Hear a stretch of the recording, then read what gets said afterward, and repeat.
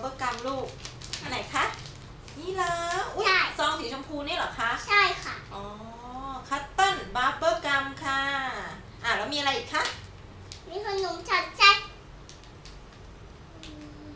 ไส้อะไรคะไส้อะไรคะป๊อปแป๊ะอ๋อเป็นขนมสายไหมค่ะสอดไส้ป๊อปแป๊ะเหมือนเวลาเรากินตอนเด็กๆอะค่ะพอกินแล้วมันก็จะมีเสียงป๊อปแป๊ะป๊อปแป๊ะป๊อปแป๊ะในปากเนาะ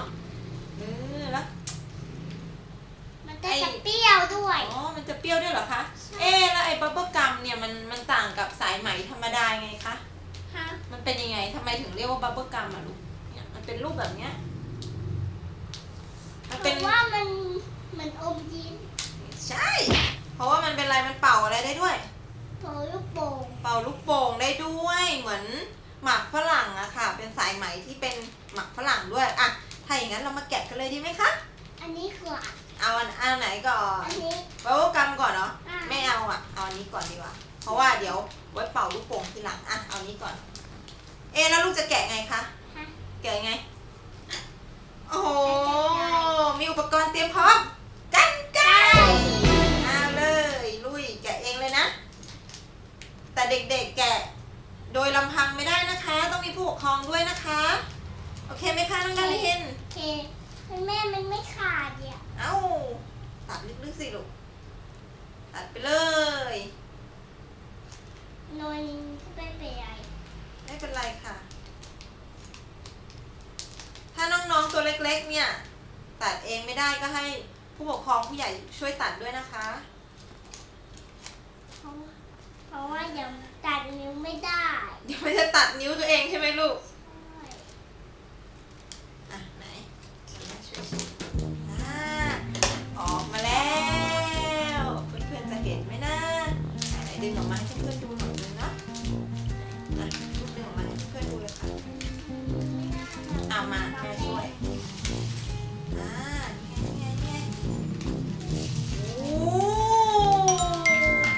เพื่อนๆค่ะ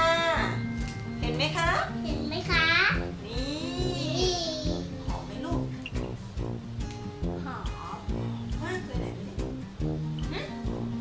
มันหอมมันกลิ่นองุ่นนะคะแล้วก็เหมือนกลิ่นโซดานะลองฉีกเลยเนาะ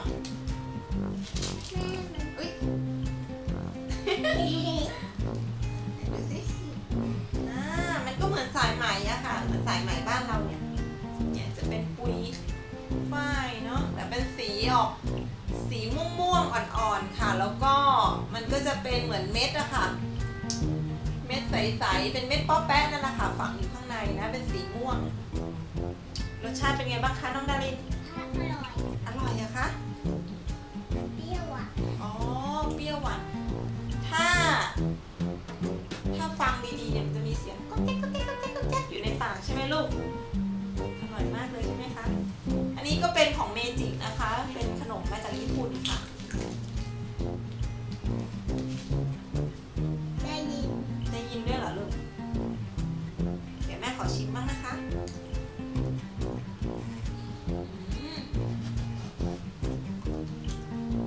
อร่อยมากเลยค่ะได้ยินไหมคะเม็ดมันก็จะเปรี้ยวๆค่ะแต่ว่าไอเนื้อของสายไหมเนี่ยจะหวานเพราะฉะนั้นเนี่ยรสชาติมันจะเข้ากันมากเลยค่ะแล้วก็เป็นกลิ่นองุ่นเนาะอร่อยมากๆเลยค่ะ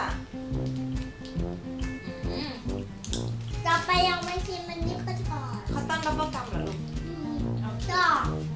ชอบอันนี้เหรอคะแล้วดารินเคยกินหรือยังลูกยังเลยนี่ค่ะให้เพื่อนๆดูซองก่อนโชว์เลยชุบป้าเหรอชุบป้าต่อไปตัดเลยค่ะใช้กรรไกรนี้ได้ค่ะแต่เอาโตแล้วนะคะใครโตคะได้ยินโตแล้วเหรอคะโอ้โหแต่คุณแม่ก็ต้องนั่งข้างๆค่ะเวลาตัดกรรไกรเพราะว่าเดี๋ยวมันจะเป็นไงลูกจะตัดอะไรตัดนิ้วลูกขาดไหมไม่ขาดเลยเปลี่ยนข้างตัดไหมเปลี่ยนข้างตัดอันนี้แหละข้างบนนี่แหละตัดไหมตัดลึกๆ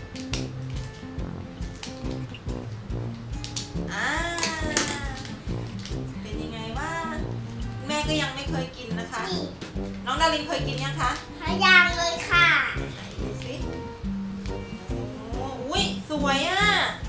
มีวิบวับด้วยอ่ะ ให้เพื่อนๆดูไหมลูก เพื่อน เดี๋ยวนะ เดี๋ยวแม่ให้เพื่อนๆดูนะ ๆทำให้เพื่อนๆดูอ่ะ มีวิบวับวิบวับด้วยอ่ะรสชาติจะอร่อยไหมนะ แต่น้องดารินกินแล้วกลืนได้ไหมคะ ไม่ได้ กลืนไม่ได้เพราะอะไรลูก เด็กค่ะ อ๋อ ฮะ เพราะอะไรนะ เพราะว่ามันเด็กค่ะ เพราะมันเด็ดขาด ไม่ใช่ กลืนไม่ได้ เพราะว่ามันเป็นหมากฝรั่งเดี๋ยวมันจะไปพันไส้ ใช่เปล่าแม่ให้หนูชิมหน่อยนึงค่ะลองชิมดูชิมได้แต่ห้ามกลืนนะคะ เป็นยังไงจะบอกเพื่อนๆด้วย เป่าไม่ได้ เอาก็ลูกกัดไปนิดเดียวเองอ่ะ ก็เป่าไม่ได้สิคะ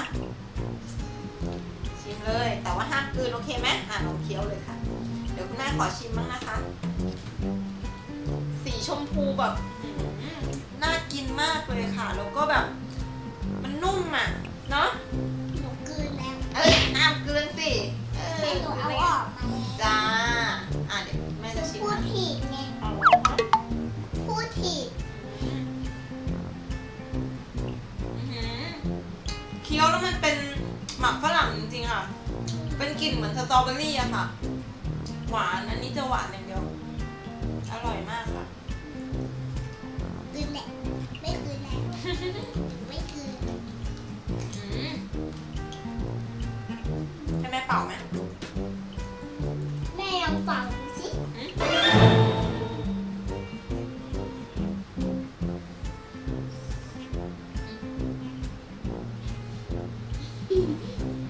เป่าใช่ไหม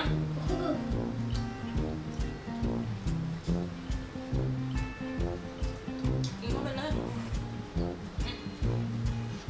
เอานะ จะดูดน้ำได้ ดูดน้ำได้ค่ะมันเป่าไม่ได้ มันน้อยไป แม่ก็เอาเยอะๆกว่านี้สิ ไหนดูสิ